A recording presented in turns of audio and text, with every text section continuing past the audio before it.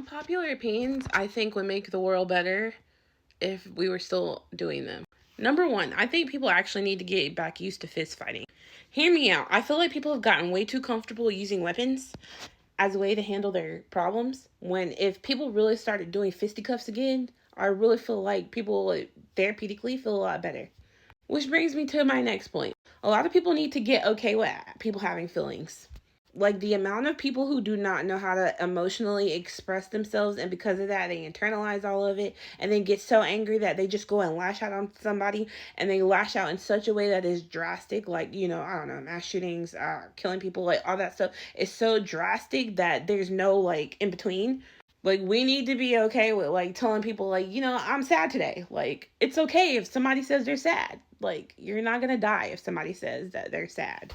Number three, I think we need to be okay with people not explaining themselves. Of course, unless they did something to you, then sometimes they do owe you an explanation. But here's what I mean.